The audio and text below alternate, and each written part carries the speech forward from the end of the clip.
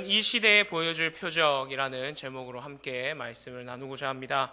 오늘은 예수님에 대해서 함께 한번 이야기해 보려고 합니다. 오늘 마태복음 16장 말씀은 예수님의 사역 중에서도 큰 전환점이 되는 정말 큰 결심을 보여주고 말씀해 주시는 장이라고 우리가 볼 수 있습니다. 몇 가지 사건들이 나오는데요. 특히 16장 1절에서 4절까지의 표적 기사를 통해서 16장 전체의 내용을 한번 살펴보도록 하겠습니다. 하루는 사두개인과 바리새인이 예수님께 와서 한 가지 질문을 합니다. 그냥 어느 한 주제가 궁금해서 순수한 마음으로 예수님은 어떻게 생각하실까라는 마음으로 와서 물어본 것이 아니죠. 예수님을 시험하려고 와서 물어봅니다. 우리에게 하늘로부터 오는 표적 하나를 보여주십시오. 많으면 더 좋고요. 이런 식으로 물어봤겠죠. 그러자 예수님은 그들의 속내를 간파하시고 이렇게 대답하셨습니다. 너희가 저녁에 하늘이 붉으면 내일은 날이 좋겠다. 아침에 하늘이 붉고 흐리면 날이 굳겠다 하는데 날씨는 분간하면서 시대의 표적은 분별할 수 없느냐? 그리고 그들에게 이렇게 말씀하시며 입을 막습니다. 이 악하고 음란한 시대에 보여줄 표적은 요나의 표적밖에 없다. 그리고 그들을 떠나십니다. 예수님께서 우리에게 이렇게 한 말씀씩 툭툭 던지시면 우리가 참 알아듣기가 힘듭니다. 제자들도 마찬가지였던 것 같습니다. 이어지는 상황에서 그런 제자들의 모습을 설명해 주고 있는데요. 제자들이 예수님께서 기적을 베푸신 떡을 가져오기를 잊었습니다. 그때 마침 예수님이 바리새인과 사두개인들의 그 누룩을 조심하라, 주의하라고 말씀하시죠. 그러자 제자들이 속으로 그들끼리 이렇게 대화를 합니다. 우리가 떡을 안 챙겼는데 예수님께서 떡 없는 거를 아시면은 뭐라고 하실까? 큰일 났다. 챙겼어야지. 깜빡했다. 막 이러면서 자기들끼리 난리가 난 거죠. 그 얘기를 예수님께서 들으시고 아시고 답답하셨는지 내가 말한 것이 떡이 아니고 떡을 말한 게 아니다 라고 말씀하시고 제자들은 그제서야 예수님께서 떡을 말씀하시는 게 아니구나. 저 사두개인과 바리새인들의 교훈에 대해서 말씀하시는구나 라고 뒤늦게 이해를 할 수 있었던 것입니다. 이런 일이 있은 이후에 마가단 지역에서 빌립보 가이사랴 지방으로 올라가십니다. 제가 지도를 한번 찾아봤는데요. 마가단 지역은 갈릴리 바다 왼편에 있는 지역이었습니다. 그곳에서 북쪽으로 약 40-50km 정도 올라가서 변화산 밑에 있는 이 빌립보 가이사랴 지방으로 가셨던 것이죠. 한 40-50km 정도 됐으니까 그때는 차편도 없었겠죠. 도보로 가셨으니까 한 2일에서 3일 정도 걸리시지 않았을까라는 생각을 해봅니다. 예수님께서는 그곳에서 제자들에게 이렇게 말씀하십니다. 물어보시죠. 사람들이 나를 뭐라고 하느냐? 그러자 제자들이 이렇게 얘기합니다. 더러는 세례 요한이고 엘리야고 또 더러는 예레미야나 선지자 중에 한 사람이라고 말합니다. 그러자 예수님께서 너희는 나를 누구라 생각하느냐?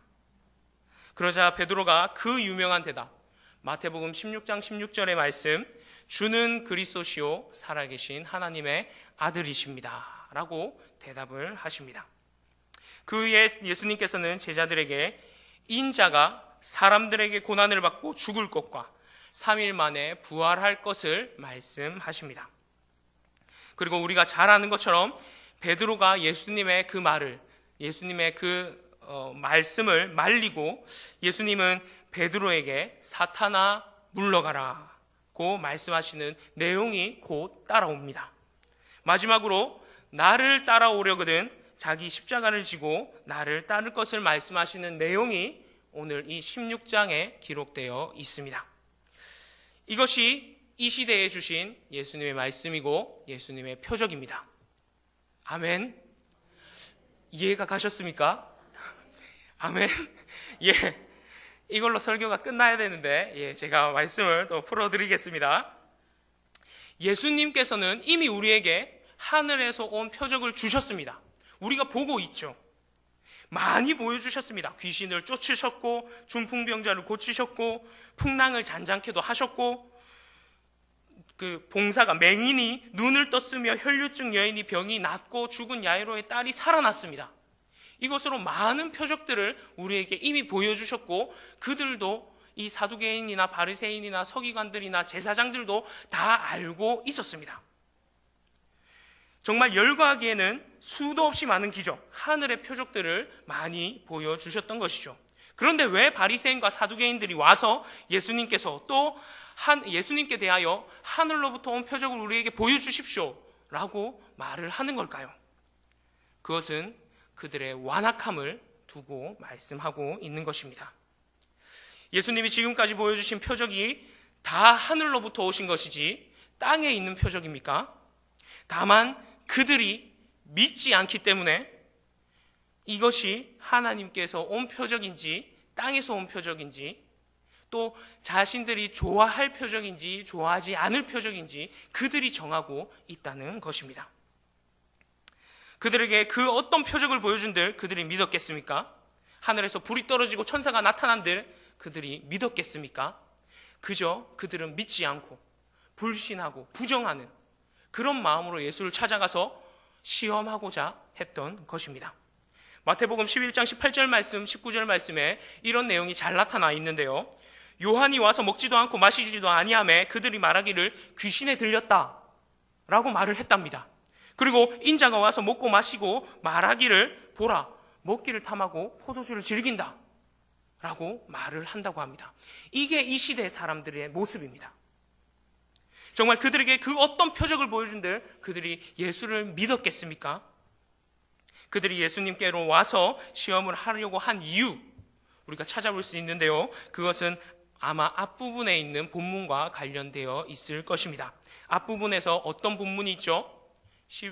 오늘 16장 읽었는데 15장 마지막 부분에 어떤 기록이 있습니까? 칠병이어이기 기적.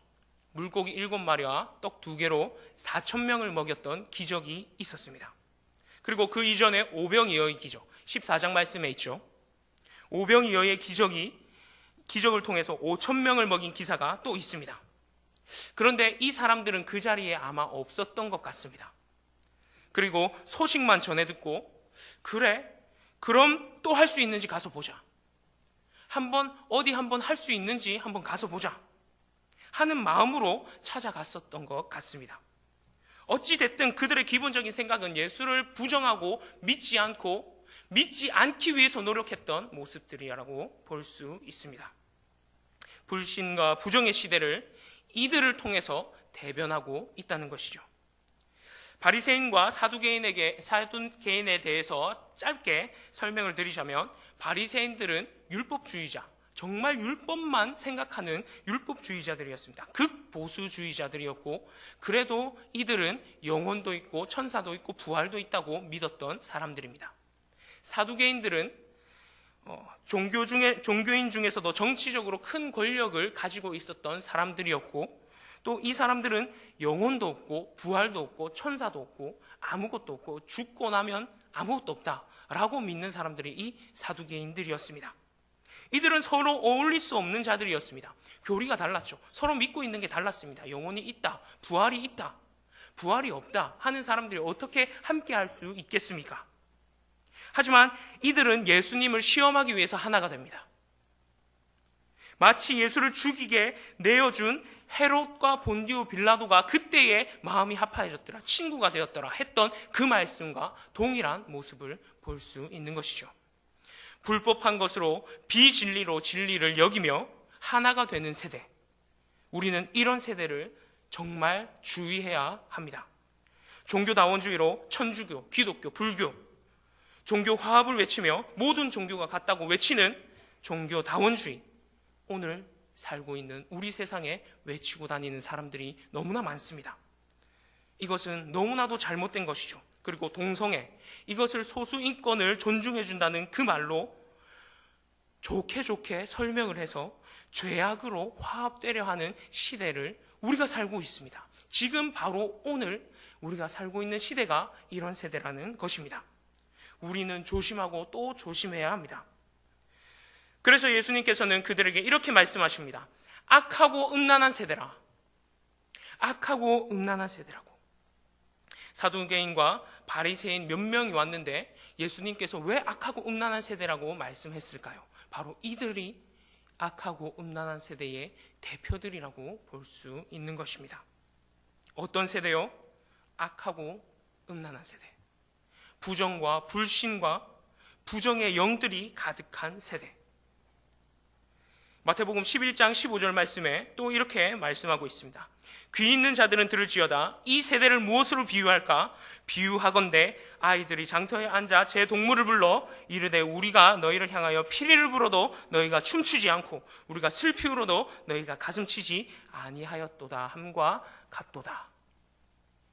우리가 이런 세대, 기쁨도 슬픔도 나누지 않는 이런 세대를 살아가고 있습니다. 요한이 먹지 않으니 귀신 들렸다고 하고 인자가 먹으니 먹는 것을 탐한다고 하는, 정말 어디 가서도 기독교가 욕을 듣고 무슨 일을 하더라도 기독교를 욕하는 그런 세대가 우리가 살아가고 있는 세대라는 것이죠. 믿지 않고 불평만 늘어뜨리고 비판만 하는 그런 세대, 그런 세대를 예수님께서 이렇게 표현하고 계셨던 것입니다. 악하고 음란한 세대. 그리고 바울은 말세에 이르러 이런 시대가 또 올 것이라고 말씀합니다. 제가 항상 마지막 세대라고 표현을 할 때마다 인용하는 말씀인데요. 디모데후서 3장 1절부터의 말씀인데요. 너희는 이것을 알라. 말세에 고통하는 때가 이르러 사람들이 자기를 사랑하며 돈을 사랑하며 자랑하며 교만하며 비방하며 부모를 거역하며 감사하지 아니하며 거룩하지 아니하며, 이런 말씀들을 하고 있죠. 그러면서 어떻게 해요? 항상 배우나 끝내 진리의 지식에 이를 수 없는 세대. 요즘 못 배운 사람들이 있을까요? 너도 나도 대학을 다 갑니다. 하다못해 그 기본적인 교육 과정을 다 마칩니다. 하지만 그것들이 정말 진리에 이를 수 있는 교육입니까? 하나님께 이를 수 있을까요? 예수님을 구주로 영접할 수 있는 진리일까요? 지식일까요? 절대 다가서지 못한다는 것이죠. 이 말씀은 몇 번을 강조해도 부족하지 않을 것 같습니다. 우리가 정말 살고 있는 세대가 이런 세대가 아닙니까? 그저 부정하려고만 하고 믿지 않으려고 애쓰고 좋게 해도 불평하고 잘해도 비판받는 사두개인과 바리새인이 그렇게 말했던 것처럼, 예수님을 시험했던 것처럼, 그런 세대에 예수님께서 보여줄 표적을 오늘 말씀해 주시는 게 바로 이 16장 1절부터 4절까지 말씀이죠. 어떤 표적요? 요나의 표적입니다. 결국 이 부정의 세대는 예수님을 십자가에 달려 죽였고, 또 죽어가고 있는 그 예수님 앞에서도 사두개인과 바리새인이 했던 그 말을 똑같이 합니다. 마가복음 15장 29절에서 32절 말씀까지 우리가 함께 볼까요? 마가복음 15장 29절에서 32절까지 말씀입니다.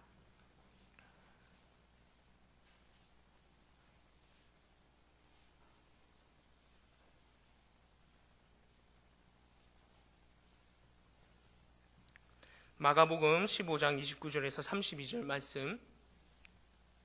이 세대가 얼마나 예수를 부정하고 부인하고 있었는지, 그리고 조롱하고 있었는지 보여주고 있는 말씀입니다. 한 절씩 교독하겠습니다.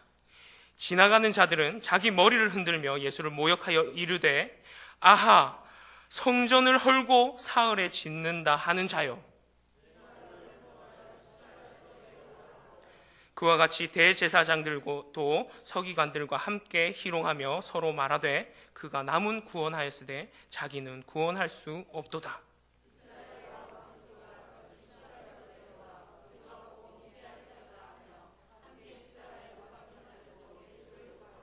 아멘.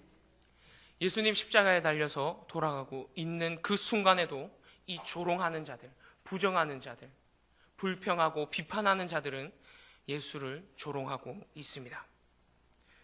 결국 이들은 불신과 부정, 이 불신과 부정으로 예수를 못 박아 죽게 하였고 끝내 십자가에 달게 했던 것입니다. 하지만 이 예수님께서는 이 시대에 진정으로 필요하고 주어야 할 하늘로부터 오는 표적을 위해서 한 걸음 더 나아가셨습니다.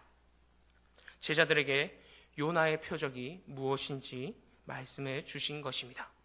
요나의 표적이 무엇입니까? 물고기 뱃속에 들어가서 3일 동안 고통을 당한 후에 3일 되던 날 물고기가 토해내서 다시 복음을 증거하게 된 그 요나의 표적.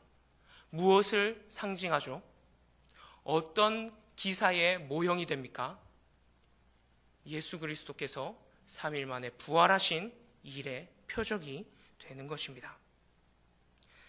그래서 이 악하고 음란한 세대라 하나님의 진노하심과 심판과 저주밖에 받을 것이 없는 이 세대에 예수님께서 이 세대에 오셔서 진정한 표적이 되어주셨던 것입니다. 노아의 홍수, 노아의 이 심판의 표적이 아니라 하나님의 사랑하심을 온전히 나타내는 이 표적을 이 땅에 주셨던 것입니다. 예수님께서 이 땅에 오심, 그 자체가 하나님의 표적이라는 것입니다. 예수님께서 이 땅에 오셨다는 것을 우리가 어떻게 쉽게 이해할 수 있을까요? 성육신, 너무나 쉽게 말할 수 있는 단어죠. 하지만 이 성육신을 위해서 예수님께서 버리셨던 것, 예수님께서 당하셔야 했던 것, 얼마나 많은 고난과 고초를 당하셔야 했겠습니까? 비약일 수도 있지만 예를 하나 들자면 지난 6월에 개봉된 샌 안드레아스라는 영화가 있었습니다. 자연재난 영화인데요. 북아메리카 서해안과 평행으로 뻗은 1000km 이상의 단층을 배경으로 한 영화가 상영되었습니다. 미국 샌 안드레아스의 단층이 마침내 끊어지면서 지진 규모 9.0의 강진이 발생하게 됩니다. 혹시 2011년 3월 일본을 기억하십니까? 땅이 파도치듯 넘실거리고 쓰나미가 덮쳐서 많은 사람들이 죽고 도시가 초토화가 됩니다. 모두가 목숨을 구제하기 위해서 그곳을 도망갈 때 한 구조대원이 자신의 딸을 찾기 위하여 아직도 지진이 일어나고 있는 그 땅, 정말 생지옥과 같은 그곳으로 자신은 돌아갑니다. 왜냐고요? 그 딸을 구하기 위해서. 딸 한 명, 정말 내 사랑하는 딸, 자녀를 구하기 위해서 그 죽음의 자리로, 정말 생지옥과 같은 그곳으로 그 아버지가 갑니다. 그리고 딸을 구해오는 내용의 영화가 이 샌 안드레아스라는 영화입니다. 예수님이 이렇게 오셨습니다.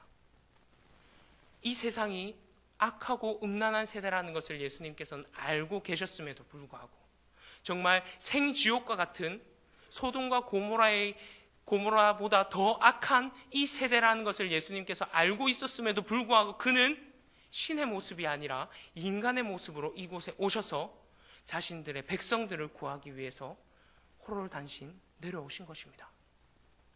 정말 죽음을 각오하고 내려오셨던 것이죠. 죽기 위해 내려오신 것입니다.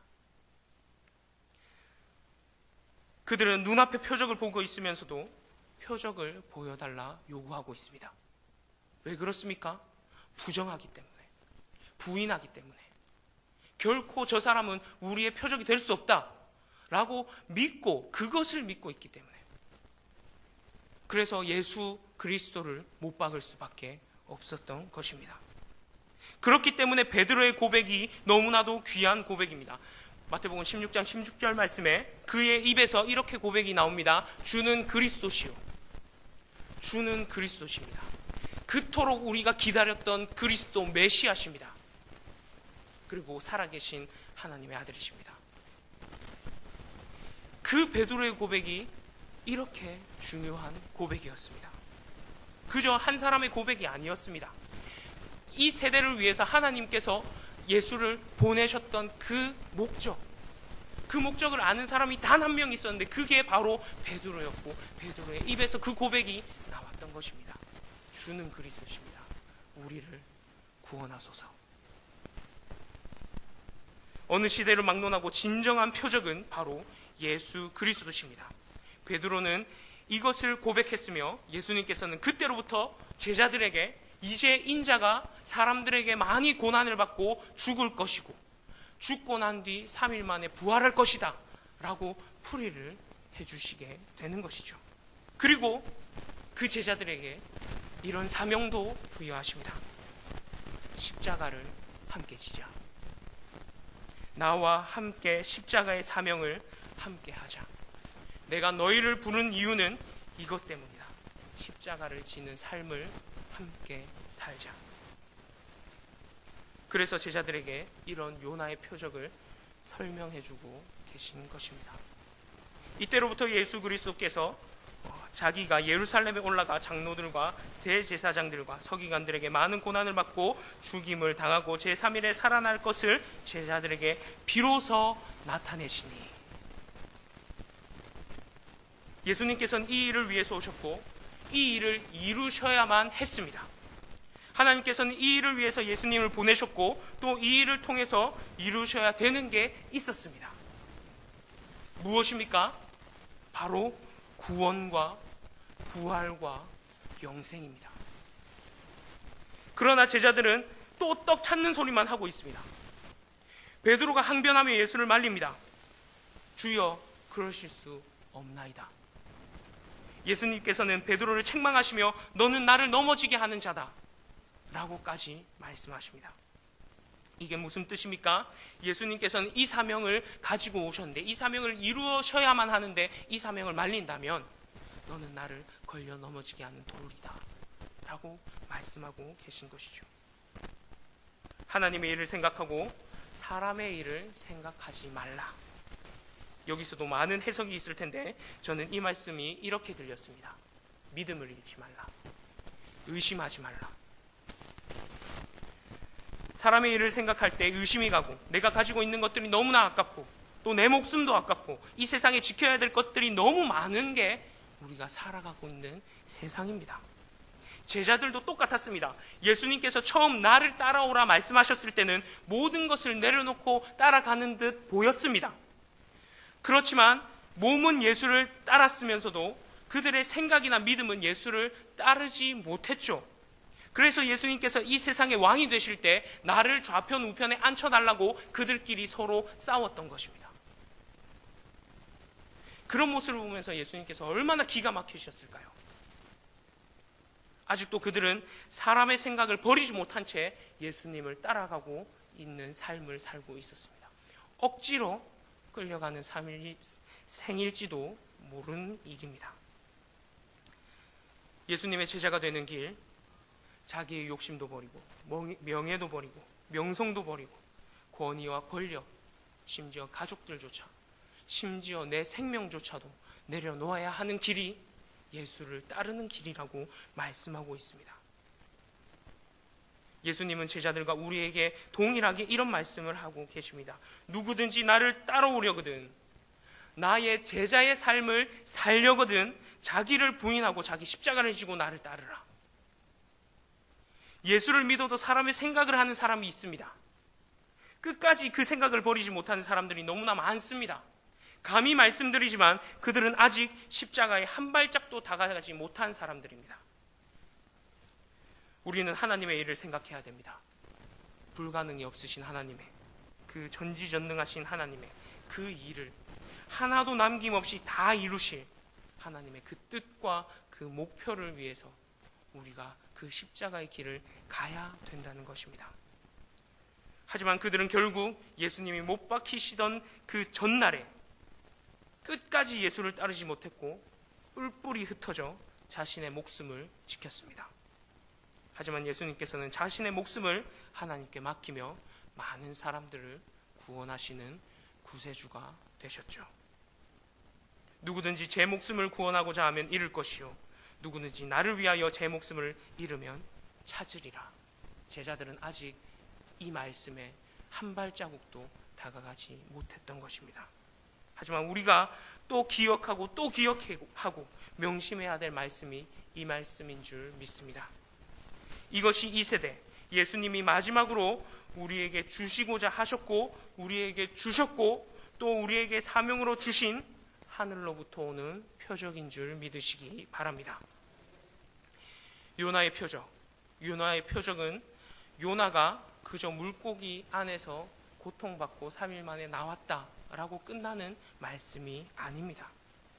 제자들에게 처음으로 인자가 사람들에게 고난을 받으며 죽게 될 것과 3일 만에 다시 살 것에 대해서, 그리고 그 그리스도 예수를 통해서 이루실 하나님의 나라와 그의 영광과 부활과 영생을 하나님께서 그것을 이루시기 위해서 예수 그리스도가 이 땅에 요나의 표적을 들고 나타나신 것입니다. 그렇기 때문에 16장 전체를 요나의 표적으로부터 마지막 말씀까지 우리가 다 봐야 하는 이유가 여기에 있다는 것이죠. 이 시대에 주님께서 주신 표적은 예수가 우리 죄를 위해서 죽었고 3일 만에 살아나셨다가 또 부활의 첫 열매가 되셨으니 우리도 그리스도를 따라 부활의 열매가 될 줄 믿어라. 그거를 우리에게 주셨다는 말씀입니다. 이 시대에 주시는 표적이 이것밖에 더 있겠습니까? 이게 답니다. 교회에서 정말 진리를 말씀을 해야 되는 교회에서 세상의 어떤 것으로 사람들을 현혹할 것이 아니라 정말 우리가 끝까지 지키며 보수하고 그들에게 전하고 가르쳐야 하는 것. 예수 그리스도만이 부활하셨고 그에게만 영생이 있음을 그들에게 전해야 한다는 것입니다. 이것이 하늘로부터 온 예수 그리스도라는 표적입니다. 이 시대에 우리가 믿고 듣고 지켜야 하는 것, 구원과 부활과 영생의 표적, 우리는 이 표적을 전해야 할 것을 마지막 우리의 사명으로 받았습니다. 예수님께서는 이 일을 위해서 십자가를 지셨습니다. 예수님께서도 사람의 생각을 과연 하셨을까요? 하셨죠.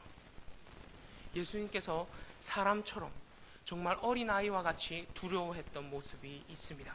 마가복음 14장 33절에서 36절 말씀에 예수님께서는 심히 놀라시며 슬퍼하셨습니다. 그리고 제자들에게 내 마음이 심히 고민되며 죽을 것 같다고까지 표현을 하셨습니다. 그리고 하나님께 할 수 있거든 제발 이 잔을 내게서 돌이켜달라고 간곡히 부탁하셨습니다. 사람의 생각을 예수님께서 하셨습니다. 하지만 끝내 하나님의 뜻을 이루셨습니다. 하나님의 생각으로 하나님께 나아간 것이죠. 하지만 예수님께서는 하나님의 일을 생각하신 분이시기에 내 뜻대로 마시고 하나님 원대로 하시옵소서라고 하신 것입니다. 부활을 위해서 예수님은 홀로 죽음과 공포와 그 고통을 견디고 참고 이겨내셔야 했었습니다. 그런데 우리는 그분의 부활을, 영생을 너무도 쉽게 얻었습니다.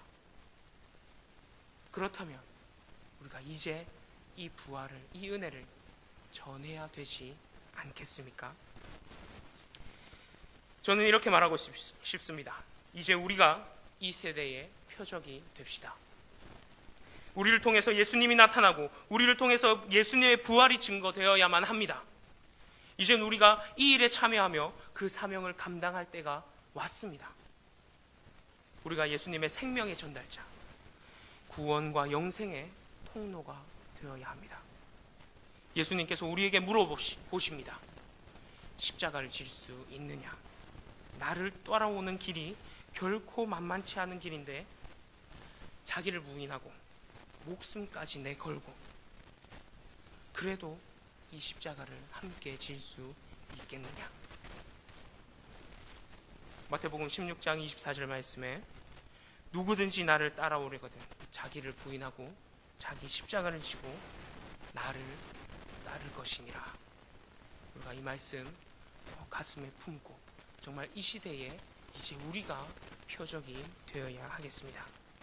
이 시대에 정말 악하고 음란한 이 시대에 보여줄 표적, 우리가 이제 이 사명과 표적을 맡은 자로서 자기의 십자가를 지고 끝까지 주님을 따르는, 전파하는 저와 여러분이 되시길 주님의 이름으로 축복합니다. 기도하시겠습니다. 사랑해 주님, 은혜를 감사를 드립니다. 하나님, 이제 이 시대에 정말 악한